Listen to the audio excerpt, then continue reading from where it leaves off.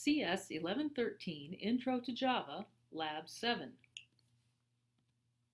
This lab has three main goals: to teach you about array lists and give example uses of them, to compare the Java primitive types and wrapper classes, and to show you how to do associative indexing with hash maps. Array lists. Array lists are like arrays, but they can resize themselves to include new elements. We use angle brackets to indicate what type the array list holds. To create an array list that holds strings, you would write array list angle bracket string list equals new array list string. How would you create an array list that holds objects of type student?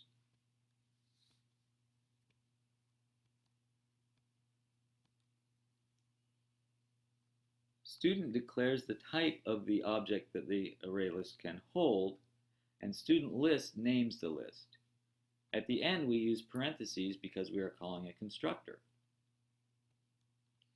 Array lists cannot hold primitive types such as int or double. To remedy this, Java provides a wrapper class for each primitive type. The wrapper class for int is called integer, and the wrapper class for char is called character.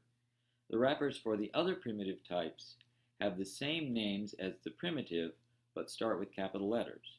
What are the wrapper classes for the following?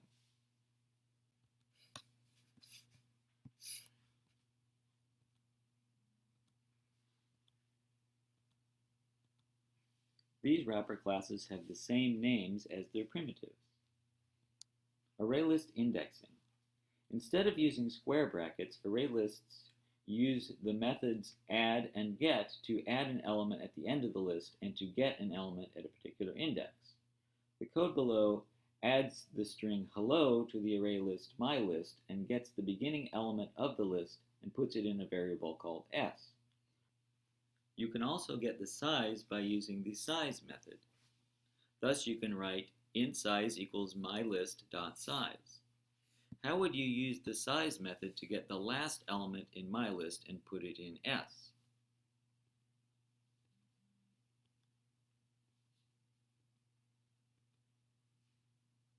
Since the array list uses zero-based indexing, the last element has index mylist.size -1.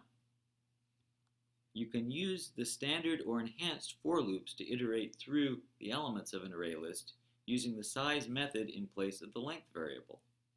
What loop would you use to print the elements of my list, one string per line?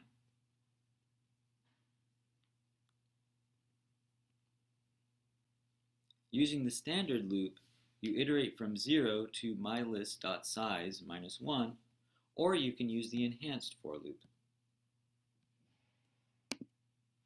Hash map. The hash map class allows a programmer to use strings and other objects as index values, also called keys, instead of just ints. To declare a hash map, you put both the key type and the value type in angle brackets. The code below creates a hash map that uses strings as keys and integers as values. To add an item to the hash map and to get it out again, use the get and put methods respectively, as in the following code. What code would you write to print the value from my map associated with the string grass?